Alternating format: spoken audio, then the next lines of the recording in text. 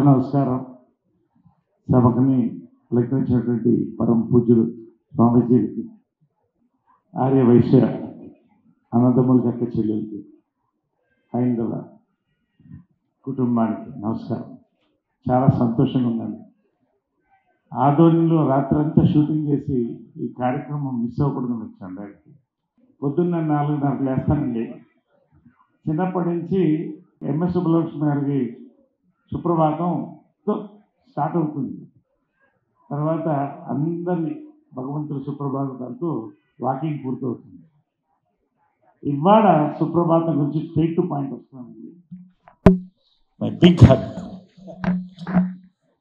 నిజంగా అండి, ఇది మెప్పు కోసం కాదు, ఇది ఫ్యూజన్ మ్యూజిక్లో చేశారండి. ఇది అంటే శాస్త్రోత్తర సంగీతంతో పాటుగా వచ్చే తరాలకు అందేటటువంటి యొక్క ఓ బాడీలో ఫ్యూజన్ కొత్త బాడీలో చేశారండి. ఈ సుప్రభాతంలో ఒక హిప్నాటిక్ పవర్ ఉందండి. నేను మనస్ఫూర్తిగా ఇవాళ ఎందుకు చెప్పానంటే, ఎన్ని సుప్రభాతాలు వింటాను నేను రోజు, అన్నీ బాగుంటాయి. There is I hypnotic power in the Suprabhat. I could feel it. నేను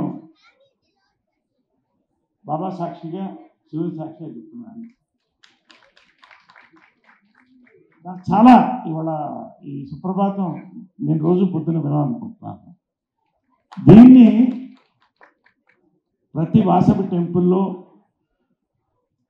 పొద్దున సుప్రభాతంగా ప్లే చేయడం అనేది హైందవ సాంస్కృతిక చరిత్రలో, ఆధ్యాత్మిక చరిత్రలో ఒక అద్భుతమైనటువంటి మైలురాయి అండి. ఖచ్చితంగా చాలా ఇది నేను మనస్ఫూర్తిగా చెప్తాను. ఏదైనా మనస్ఫూర్తి, నేను చాలా బయట ఎక్కువ కనపడను, తక్కువ కనపడతాను. నిజంగా చాలా ప్రతి పాట అండి, ప్రతి పాట 6 నెలల కష్టం కాదు, ఇది 6 సంవత్సరాల కష్టంలాగా ఉంది. మనస్ఫూర్తిగా చెప్తున్నాను. చివరికి ఇక్కడ వచ్చే ఈ ప్రదర్శనతో వరకు కూడా నిజంగా అందరూ కూడా మంత్రముగ్ధులు అయ్యారు. నిజంగా చివరిగా నేను ఎప్పుడూ ఒక మాట చెప్తాను, పొద్దునే లేచేటప్పుడు రాత్రి నాకు నేను ఒక మంచి పని చేసుకోవాలి, సమాజానికి ఒక మంచి పని చేయాలని. అది చెట్టుకు నీళ్ళు పోయడం కూడా కావచ్చు.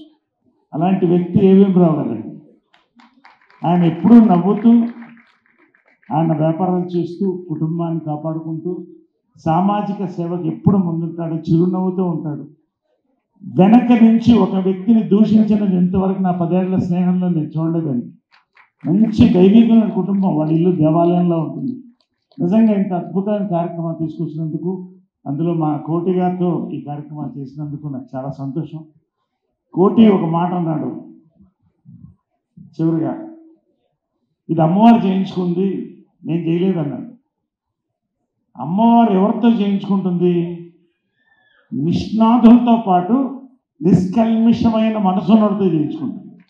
కాబట్టి అటువంటి ఇద్దరు 2 రథచక్రాలు ఈ యొక్క కార్యక్రమానికి, ఇద్దరికి కూడా నా మనస్ఫూర్తి అభినందన తెలుపుకుంటూ, ఇంత మంచి సుప్రభాతాన్ని మరొకసారి నేను వినడానికి అమ్మవారు నన్ను ఆహ్వానించింది. పెద్దలందరి ముందు కూడా స్వామీజీలు అందరూ ఉండగా చాలా ధన్యవాదాలండి.